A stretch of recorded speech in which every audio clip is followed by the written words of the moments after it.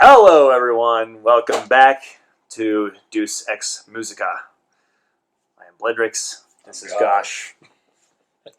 And this is our third attempt at episode 3. We've had some really serious recording equipment issues the last couple times we've tried. Strangely enough, somehow it worked better when I was operating on a 4G wireless connection to Old Town Fort Collins, and he was connected through Wi-Fi in an internet cafe in Kuwait. That seemed to work really well, but the last couple of times we're sitting on the same couch with the equipment sitting right in front of us. It keeps, it would just like stop recording partway through, and we wouldn't know it. Anyway, but I'm sure here we are. You guys aren't really interested in You don't care about our struggles and strifes. Start us off. So, there's been a lot kind of going around in the news, not even just recently, but for a long time, and it's become more evidently apparent to anyone who's really paying attention that what's going on with the media is that it's not a liberal bias or a conservative bias, it's a negative bias. Media is programmed to show you the worst possible interpretation of what's going on around you. And specifically, not because we're geniuses. We are probably smarter than most, but there is specific language that is intentionally put together to perpetuate the most negative, the most extremist reaction and thinking in these stories. I'm sure most of you, when you hear or when you see a lot of these articles, you'll see allegedly, and that's a big one. That is essentially, you can pretty much say anything allegedly occurred, and most people will look at allegedly as something that probably happened, as opposed to something that is hearsay or rumors or completely made up. Essentially, you could say Phil Collins slightly upset about not coming up with Breaking Bad. Allegedly. And that would be a true statement, but the entire purpose of it is to be misleading and controversial. I do love Phil Collins. I haven't seen Breaking Bad, but... You haven't seen Breaking Bad? No. What? How? Well, I hate anything that's popular. I try to avoid. So, you freaking hipster. I was growing beards before it was cool. But in any case, it's the language is designed and purposely put together in such a way as to be inflammatory and non-informative. And the first part is bothersome. The second part is dangerous. That it's misinformation. That is the danger, because there's a lot of things that could happen from incorrect information. There's being of a wrong opinion. Everybody can have opinions, true, but most people's opinions are wrong. But it's when you have bad information that is the issue, and a lot of these media outlets are perpetuating bad information just for the purpose of making themselves relevant. Mm-hmm. So it's as the old adage goes, no news like bad news, and yep. As long as people are glued to their TV sets or watching news, whatever they're spitting out, that's what they go for. Their purpose is not to be informative. Their purpose is to be, I don't even want to use the word relevant, because that's incorrect. They just, it's the loud kid at the store. Right. He's screaming not because it's useful. He's screaming just so somebody pays attention to him. The squeaky wheel gets the grease, and the alarmist news channel gets the ad revenue, essentially. Whatever it takes to get ads sold, and that means ratings. And ratings come from telling people all of the horrific things that are going on in their community around them, and in the world in general. if you had a news station that was actually showing things as they are, or refusing to engage in like clickbait kind of alarmist stuff, it would do horribly in terms of ratings.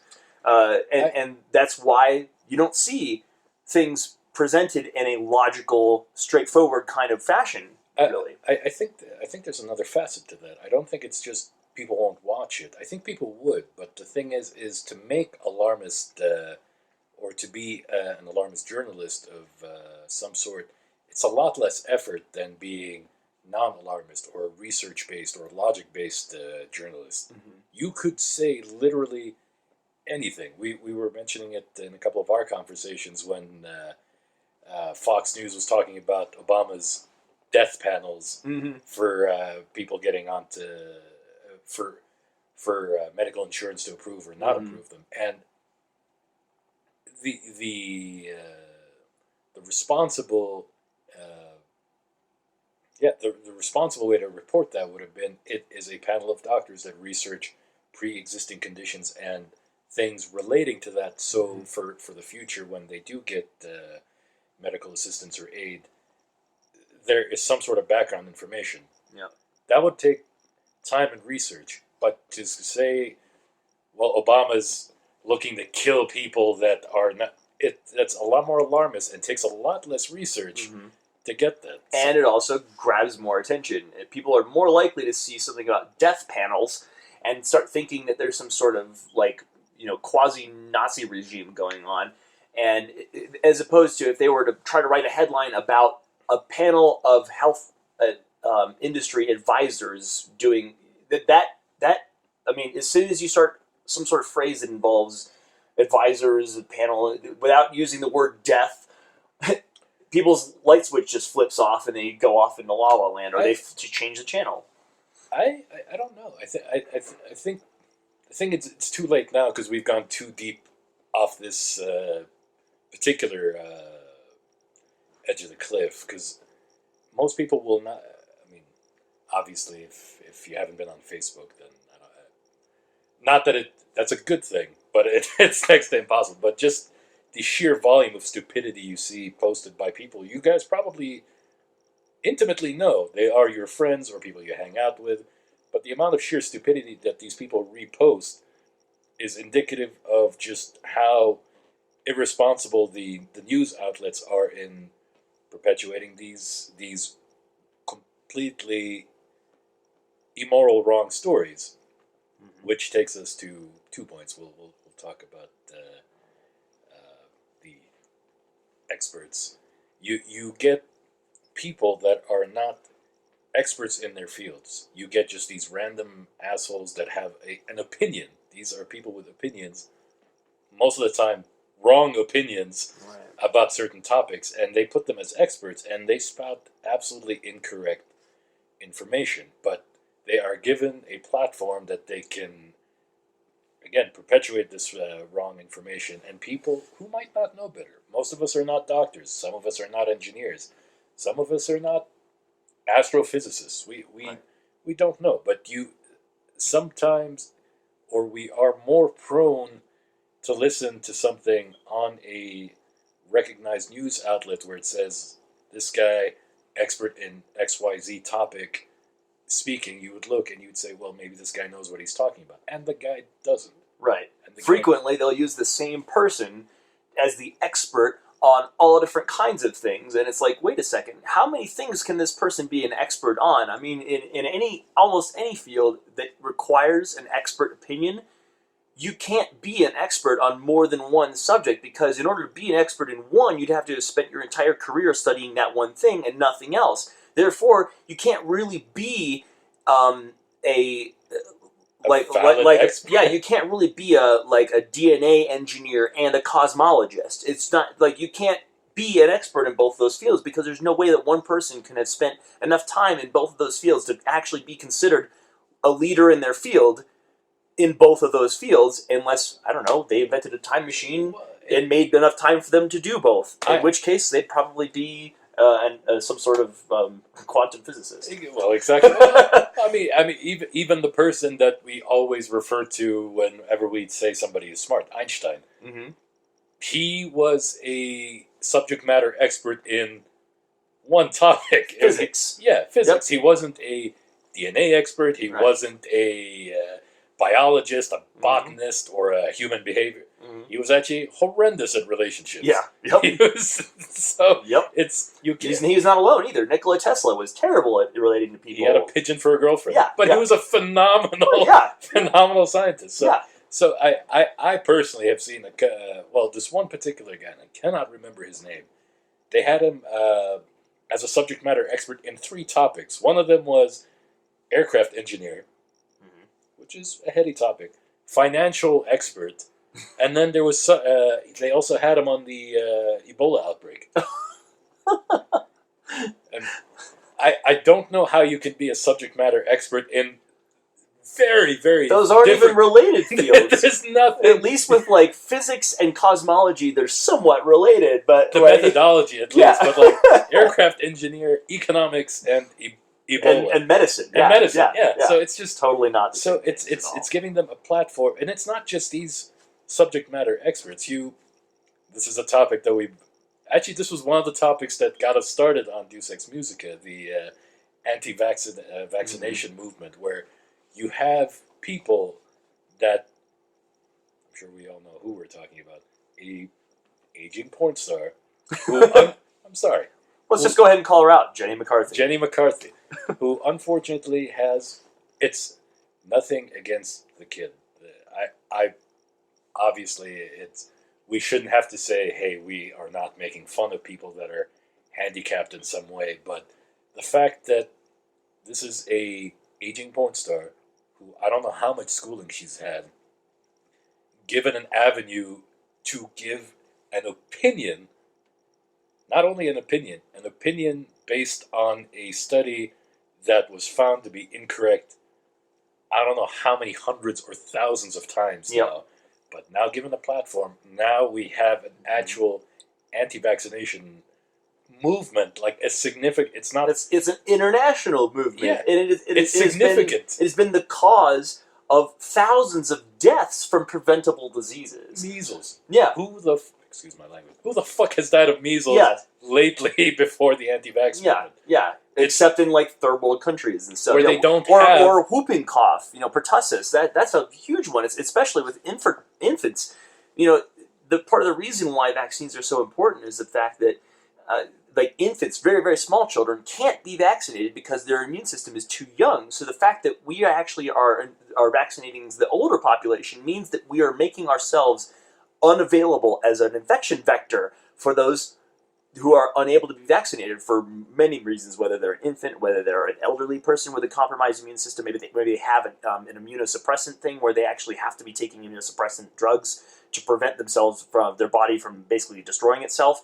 Lots of people who have various conditions or they're in the stages of their life where they can't be vaccinated for stuff, they depend on herd immunity, which depending on what infection we're talking about is different percentages of the population, but it's usually in the between the 80s and 90s% that it takes of people being immune to something before everyone is automatically immune to it regardless, because there's not enough potential infection vectors for the disease to spread. Automatic membership to the immunity club. Right. But again, that is an issue with irresponsible journalism. And I almost want to say journalism, because it's gotten so widespread that is just kind of the natural setting of journalism now, is irresponsible journalism. The fact that things like anti-vaccination is a thing now because of irresponsible journalism. Some things like climate change.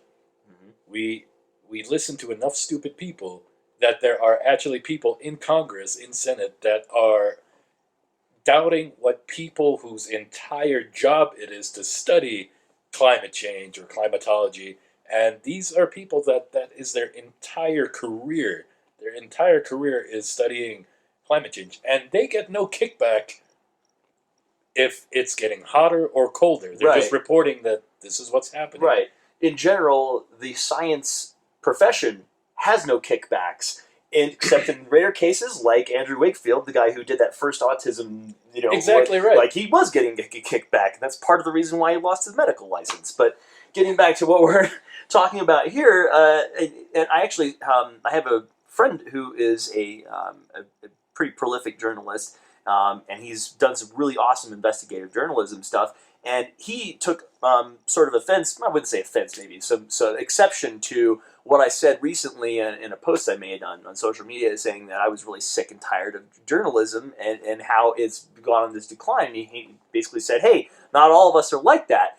And I say, you know what? Yes, you're right. There are a lot of responsible journalists out there who really are trying to keep the profession honest. But the problem is there's no way for us to determine who is considered a responsible journalist and who isn't, which led us to something we were talking about in previous conversations, which would be sort of a way to license or come up with a way to categorize journalists based on their reputation. So they're either certified journalists, like Right. doctors, right, and where plumbers, electricians, people who actually have to have a license that makes them liable for their mistakes if it turns out that they're making that they're wiring things wrong if they're an electrician, or if they're Exactly telling you something that isn't true as a journalist. It would make it so that people who have that label would be much more cautious about what they say on the air. And then we thought, okay, so then you've got your talking heads, the people who are actually the anchor sitting in the seat. Who do we hold responsible? That person or the person who feeds them their lines? And it would have to be. We would need a system that would. I mean, this is a system that I think needs to be implemented. If it wasn't causing danger, I would say I don't care. But the thing is it is causing actual danger. Not just danger, but overall loss of intellectual progress in society, which is a danger in a sense. It's maybe not a violent danger, but it's dangerous for us to get complacent and to think that we don't need to progress scientifically. Well, some of it is violent. I mean, once you, I mean, this is a subject that's dear and close to me. When you turn public opinion that, say, Arabs or people of a certain religion are bad, it's much easier to say, okay, well, we're going to engage in war, and we're probably going to kill a lot of them. And since people are already so inundated with information, incorrect information, that tells them those are people that their entire life is figuring how to kill white people in the States, it's a lot easier to justify a war. But if the news outlets were responsible, if they were reporting things in a level, clear-headed, logical way, it would be a lot tougher to convince people that, hey, we need to go to war. More people would say, why? No, justify this. What have they done? Where's the proof? What things as we were also talking about this particular topic where, say, mayors of certain counties or states, if the news outlets puts enough weight on a subject that's not important, and they have to take time out of their schedule, even if it's not an important issue. Oh, you're talking about public officials. Public officials. So public officials in general, not just mayors, but anyone that has to address the press in a press conference.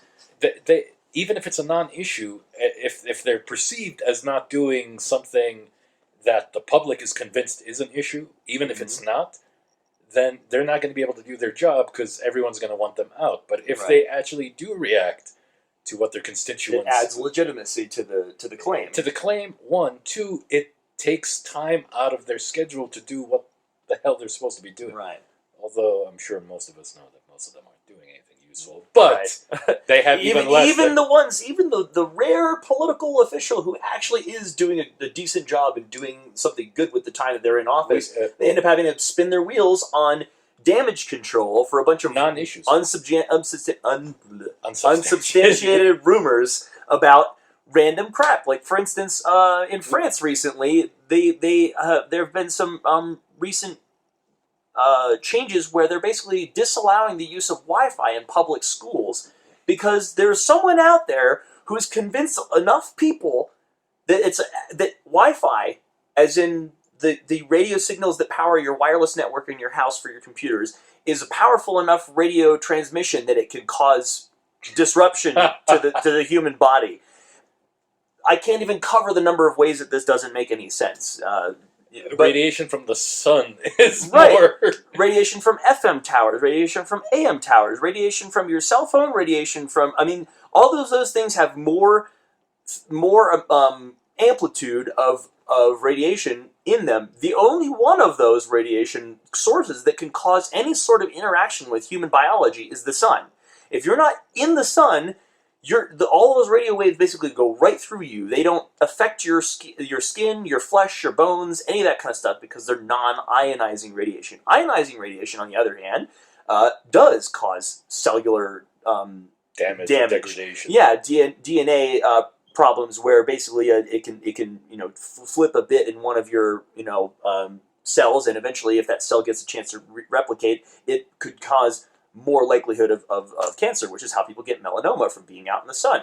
This part makes sense. The whole Wi-Fi thing doesn't at all, but people are convinced because someone suggests it to them. They had no idea that it was even something they could be susceptible to, or that they thought they could be susceptible to. But as soon as someone suggests, "Is your Wi-Fi router causing you headaches in your house?" they go, "Oh my gosh, now that I think of it, every time I'm sitting in my office right next to the router, I get headaches." They never even stop to think about the fact that maybe they're getting headaches because they're sitting still too long, sitting in their office staring at a computer monitor, and it has nothing to do with the fact that their wireless router is right there. But then enough people get thinking about that, and they start passing stupid legislation to make it so that people can't even have a wireless network in their public schools.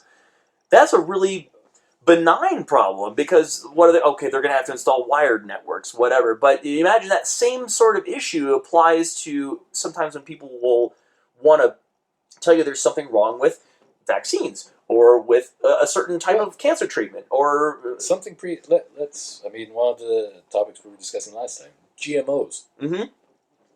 Most people just flat out label it, this is an evil thing. Most of us would not be here if it wasn't for GMOs. Mm-hmm. We could not feed the entire states. We could not feed it without GMOs. GMOs is a organism that has been somehow modified to either grow better or to not die in certain conditions. Mm-hmm. It is for food to somehow be more plentiful in a way that is cost effective. Right. And a lot of the way that food has been modified is to make it so that you get more yield out of less harmful crap. So, for instance, and also in smaller areas. Right. Yeah, you can make food grow in an area where you don't have to take as good care of it. You can make food that will grow in harsher environments. You can make it so it requires less sun and produces more yield. And you can make it so that you can use less insecticide. Or less other sorts of pesticides, less fertilizer, and it still gets bigger.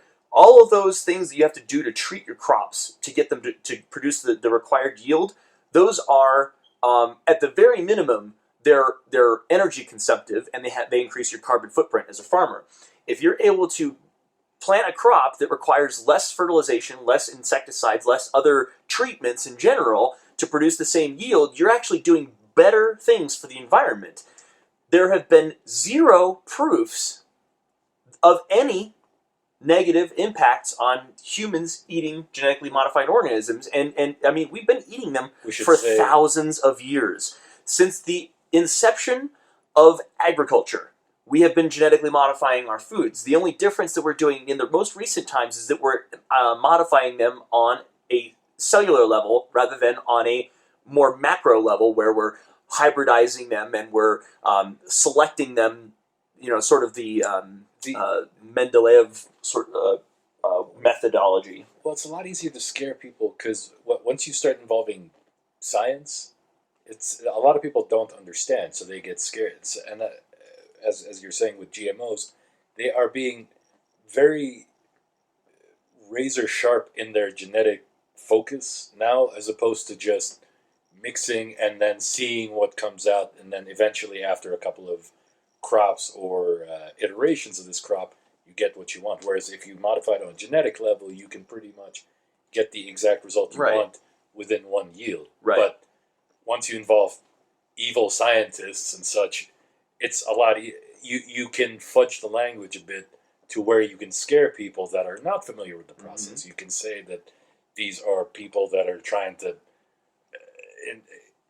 Wasn't there a crop where they were injecting some sort of fish chromosomes into They've even stopped doing that. But for as an example of something that could be done, that people got really freaked out about, so they stopped doing it. They took a particular strain of, or not strain, but a particular part of the DNA of an Arctic fish that could live in super, super cold temperatures, and they figured out how to splice that into tomato DNA to make it so that tomatoes would grow in places where it would frequently frost over, but the tomatoes wouldn't end up withering from having been frosted because they had that sort of hardiness built into them.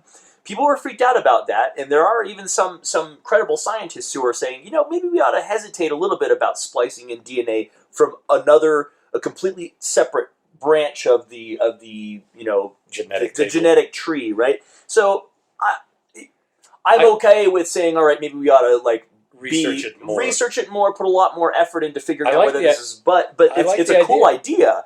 And if they could figure out a way to do that without specifically finding DNA from another organism and doing it, then maybe that would be okay. But that in itself does not freak me out. Right. No one's saying we shouldn't research it. No one's saying we shouldn't be cautious. But at the same time, we've been, like I said, you've never eaten a non-genetically modified plant in your entire life. Nobody alive today hasn't. No, I mean there's corn doesn't exist. Like original corn. Yeah, the original corn had like 3 or 4 kernels per ear, and they were really, really difficult to grow. And now we're getting so much higher yields out of our crops than we were before, and there's no way we would have been able to grow the current. Nothing about the way the world works today would be possible if it weren't for the different types of genetic engineering that we've done, whether it be through selective breeding or through genetic modification on the cellular level. And again, we go back to irresponsible journalism. This is something that is essential to human existence, and it's being labeled as something that's harmful, and it's not. And a lot of just time, money, effort, waking hours are going into having to do damage control over things that are non-issues. These are non-issues. Yep. Anti-vaccination should not be an issue, but somehow it is.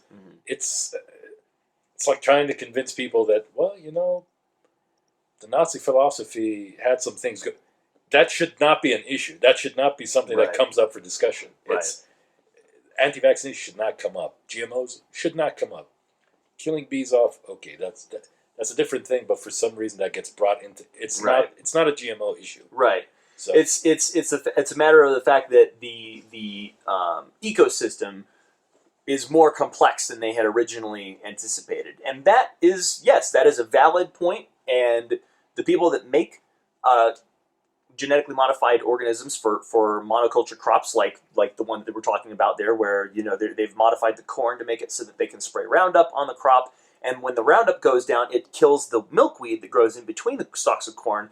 The monarch butterflies eat pretty much exclusively milkweed, so the monarch butterflies are dying off as a result of not having any milkweed to eat, and it's because of the fact that the farmers are able to use Roundup to kill all the weeds instead of having to use a more manual, a more intricate process, or possibly even a more destructive process to kill all the weeds. But because Roundup is so good at killing weeds, even in small quantities, it has made the food supply for monarchs a bit. So in situations like that, maybe they ought to be looking at, okay, so every time you plant 10 acres of corn, in order to offset that, maybe they're going to need to plant half an acre of milkweed just to keep the butterflies from dying off or something like that. But that's something that can be addressed on a case-by-case basis. They can look for situations like that begin to arise, and we can say we can find a way around this problem. Well, and it's just in the manner of presentation. This is a solution to a problem we have. Not these are people that are trying to kill us or kill these. Because I'm pretty sure when they found out that killing the milkweed harmed the butterfly, I'm sure they didn't purposely say, how do we kill these butterflies? It was accidental. Throughout the course of human history, we're a clumsy species, and we tend to annihilate things by accident. And you know what? As horrible as it is to say, I'm always going to be like humanity first kind of guy. I don't think we should aggressively mess things up, but in our experimentation, I would put us first. Experimenting on animals is not pleasant, but I would rather the initial tests. I know that I'm going to get quite a bit of flack for this. I would rather it be tested on something non-human first, Sure. before we bring it to, because it's. I'm sorry, it's any any species is probably going to watch out for itself first, before it, because how can you how can you first legally, how are you going to test things that have not been tested on anything alive, Right. on people first? Right. It's I'm sorry. Yeah, there's a clear conflict between basically what you're talking about is human rights. You know, the once we have declared that an entity has agency, whether it be a human being. I mean, there have actually been a few very isolated cases where monkeys, like lab monkeys, have been granted rights as people or persons, in the sense where they get to have a writ of habeas corpus filed with the court on their behalf to try to get them out of their imprisonment environment there. But these are interesting issues that we will have to continue dealing with. But in the meantime, we have opportunities to test hypotheses, well researched and plausible hypotheses about the cures for various problems. And if the cure works for the test animal, and then we use that to determine that we can use it to cure humans, guess what? The cure still works for the test animal. So therefore, in the future, if we encounter a, say, paralyzed monkey, the thing that we use to cure the paralysis on a test monkey, we may be able to use to cure another paralyzed monkey in the future. True, and that's an incidental thing, and that is something I hope for. But my thought is more towards, it's horrible to say, but I would much rather the experimentation be done on some sort of lab animals. Sorry. And for something to be found, cancer is a horrible thing. Alzheimer's is a terrible thing. But without some sort of test bed to do all these experiments on, we wouldn't have anything. We're kind of deviating off the main subject. It's okay. All right. Yeah. Let's bring it back in. Let's bring it back in. Another thing that I mean, obviously we both have seen a lot of it, as I'm sure you have. Statistical bias with news networks. I recall seeing. This was a while ago. I think it was during Obama's first term, where they said 80% of Texans are for seceding from the state. 80%. How many people are in Texas?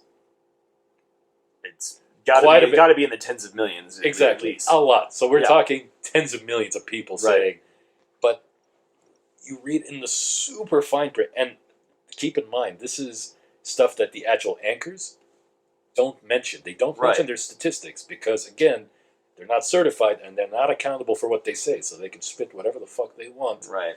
And they're not liable. Even if they're wrong, they don't have to apologize. Right. But when you look in the super fine print of the study, or the survey, the survey, it'll say 200 people in a particular area at a particular time.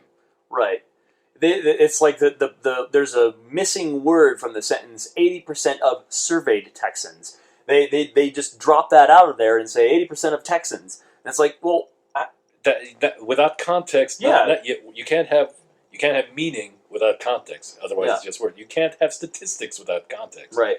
So what we're talking about here is selection bias, which means when you're going and you're doing your research and you have to select the test subjects or the respondents for your survey or poll or whatever, if you are using a particular means of communicating with them, for instance, calling them on a publicly listed landline, well, guess what? That is going to instantly make sure that you're not talking to anyone under the age of 30. Or anybody watching this video.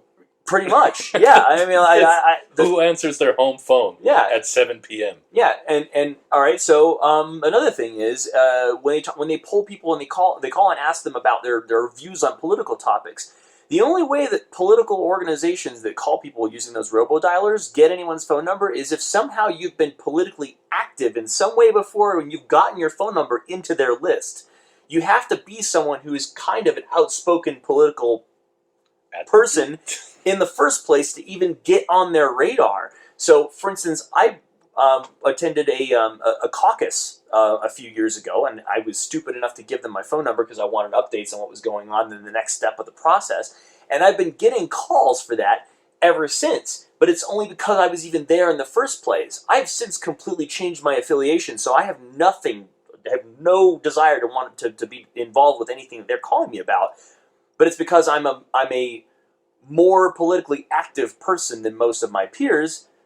That means that I'm more likely to get those phone calls. So what ends up happening, a lot of times you'll see these polls that'll say Americans are divided on this vastly, And they're not. And they're not, because the only people they're talking to are the people who are on the far right and the far left, because those are the only people's phone numbers they have. That's pretty much what it falls down to. That is pretty much what it falls down to. So, again, this all ties back into wrong information, wrong statistics being given by experts who are not experts, being given a platform to speak on by anchors or journalists that have no integrity and no integrity. I guess that's the way to describe it, and also no accountability. So essentially, you have a platform to say whatever you want to make things seem as horrible as humanly possible, even though right now, if you don't watch the news, this is actually one of the best times to be alive. It's just our perception. The best time to be alive. There's fewer deaths from any cause, whether it's crime, whether it's war, whether it's disease, starvation. All of those things, the mortality rates for those things have been plummeting in the last 100 years, mostly because of technological progress, and because technology prevents disease because through scientific research and things. It also prevents war because technology has given us much better communication means. Even though we've been at a lot of wars recently, the amount of people that have died in recent wars is like pales in comparison to the people who have died in wars in the past.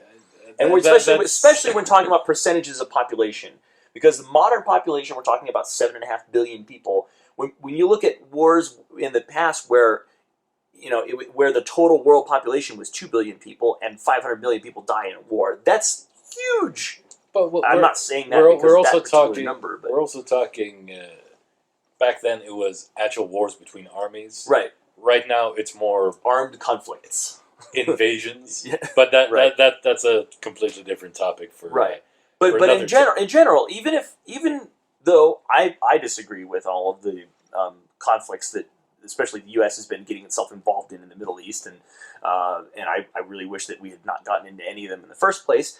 Even with that, I still will acknowledge the fact that the modern conflicts, even looking at like Vietnam, the number of lives lost there, nothing in comparison to the wars. If you look back at, into the wars of 1,000 years ago. But even getting away from war, something that's become relevant in the past couple years really is same-sex marriages.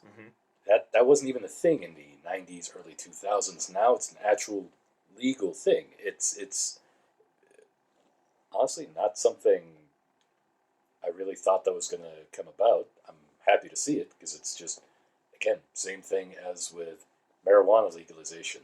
It doesn't affect me. Right. And just because I am not a certain way or I don't care about a certain something doesn't mean other people should not have the ability to do it. Right. It's kind of like don't like gay marriage, don't get gay married. Don't get gay married. Yeah. It doesn't matter to me. Right. They pay taxes.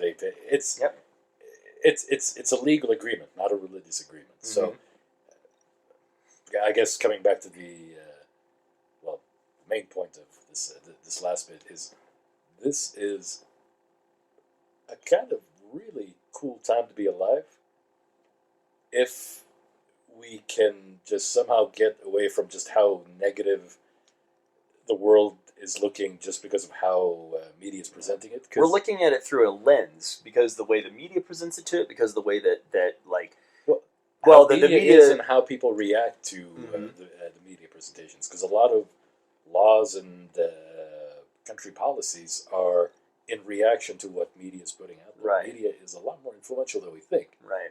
Things are pretty good. medically, politically, scientifically, things are pretty all right. It's a really cool time to be alive. It's just media's hammering this other end of just how absolutely horrible everything is, and it's not. And it's really not. And our problem is now we are spending more and more time indoors, looking at the world through computers. And the problem with looking through the world through a computer is it's filtered through a very particular lens. And that lens wants you to think things are terrible. It's not just the way that the material is initially presented is a negative slant. It's also the way that people tend to react to the headlines when they are reacting in a social media platform as opposed to reacting in person. For instance, I don't think I've ever heard someone react to being told something in person with a "what the fuck, faggot." I never heard that in person, but I see that online all the time. Or go kill yourself. Or go, yeah. All of the ways that people that interact with each other online is so abrupt and so absurdly off in La La Land in terms of what's actually reality. No one interacts online the same way they do in person. We're designed to function socially. So when you take out the social aspect, we start acting in ways that are not normal. Mm-hmm. Even though it's social media, I think it's more like anti-social media. You know? Yeah, that's clever, but it's a good idea for a T-shirt. but it's we see things in a horrible light because of the filter, and then also we act horribly. I mean, I'm not exactly the most pleasant person, but I can be a lot more unpleasant online, and I try my best on my online interactions to not say or do anything that I would not do in person, just so I'm consistent across platforms. Sometimes I slip. Sometimes we're not perfect, but I try. And also I think a lot of people, again, being full of ourselves, smarter people sometimes don't want to get into arguments with people that are not as smart or as intelligent online. So you'll see the more intelligent people kind of pulling away and not talking. So the percentage of stupid, really loud people gets much, much larger. So that it just looks like that's all that there is. Right. And even if everyone was engaging equally in terms of the number of words typed, the stupid people type in all caps, so it makes it look that much bigger. Exactly. And obviously more important. Right. Yeah. And again, it's just, I hate to use language like this, but it's stupid people seem to have a larger well of energy to put into things that are useless. Like there's a lot more people talking about anti-vaccination than there are people talking pro-vaccination, because probably either the pro-vax people are off doing something important, or maybe researching vaccinations. Right. I was going to say, it actually takes a lot of energy to be well informed. So the amount of time and energy that you've spent becoming educated, becoming informed about topics, actually leads to you just having less time and less energy to go out there and say, no, you're wrong for all these reasons. And especially when you've put in a lot of time looking at these things, it's kind of mind-boggling when you see someone that still disagrees, like, for instance, the chemtrails thing. I've put in probably dozens, maybe even hundreds of hours of looking into conspiracy theory stuff and sort of wanting to know the real deal on this stuff. And I can see, you know what, especially with things like chemtrails, it's like there is absolutely no evidence that any of this is true, and all of the possible motivations for it are so completely far-fetched that but yet I have a hard time engaging with people who post that kind of stuff, because I'm going, I don't even know where to start with this person. How do I even get through to someone who believes something like this? Because if I can't assume that they think anything is rational. So where do you even start? And that's where a lot of us don't even enter the conversation in the first place, because we have no realistic expectation that we're going to be able to get through to them. There's no field on which to speak with them in. But this all comes back to our original point. We were just saying that it takes a lot more effort to be well-informed, and also being well-informed kind of takes time away from you to say things out loud or constantly, which is why most negative media is so prolific is because they're uninformed and because they have the time that they're not wasting properly researching anything because they're just busy being inflammatory. Whereas the voice of reason is probably busy being educated or educating themselves and not engaged. So unfortunately, the internet is becoming, well, not just the internet, media in general, is becoming a rather large cesspool of stupidity. I mean, sometimes you can find stuff that's not porn, or Wait, the internet's not for porn? I mean, they usually do say for something to work, the porn industry has to embrace it. Right. Hence VHS. Exactly right. I was just about to say. I love Betamax, but that was before my porn days.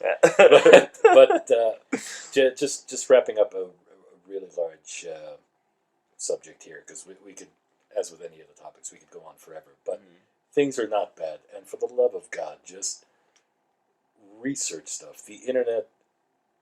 There is Google. That before you type something, you can literally research for 15 minutes to at least get a general idea if what you're about to say or what you're reading is true, maybe true, or absolutely fucking retarded. It's just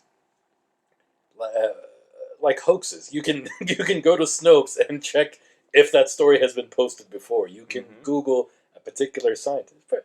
It's not bad. Things are okay. I'm not saying things are great, but things are very okay. Things are definitely not great, but they're also definitely not horrible. No. I think overall the media and the way that things are presented to us is kind of like, I don't know if you've ever been through one of those simulations where like the police are showing you what it's like to drive drunk, so they put those drunk goggles on you. I think that's what the media is actually doing to our perception of reality. It's making everything look all topsy-turvy and completely nonsensical, when in reality all we have to do is put in a little bit of time and figure out what's really going on. Take off the fucking goggles. Yeah, take off the goggles to take. And if what's happening is if you're being presented with a potential piece of information from a news outlet or any sort of, whether it's a friend telling it to you, you have a choice whether to just believe it at face value or check it out. And it takes usually 20 or 30 extra seconds to figure out what the consensus of the scientific community is on that topic, whether it's medicine, disease, starvation, any of the things where you hear people talking about the more controversial things in the world.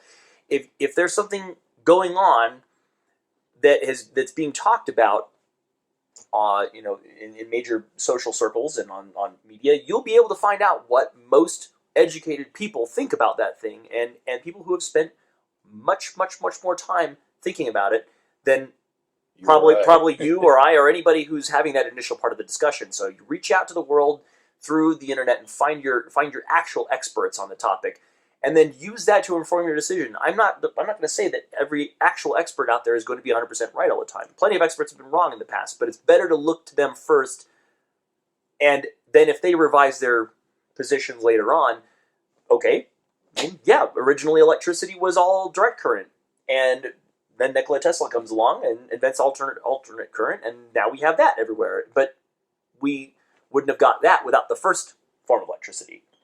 It's pretty much what we're saying. Don't believe everything you see. Right. It's not bad. Also, maybe go outside. That might be not a bad thing to do. Wear sunscreen, though. Well, it depends on your skin tone. But I think that's going to pretty much do it for us for this particular episode. We have a couple of episodes coming up with guest speakers on a lot more controversial topics. More controversy. Ooh. Exactly right. Something that even Jimmy and I are not confident enough that we could handle without an actual subject matter expert regarding those topics are. So, but just to wrap this up, things are pretty okay, and just don't believe everything you see. Maybe go hug somebody, go outside, something. Just for the love of God, don't let me hear anything about anti-vaccination again. Because he'll kill you, seriously. Most likely. But in any case, from Deuce Ex Musica, we'll see you guys for episode 4. Thanks for tuning in, guys.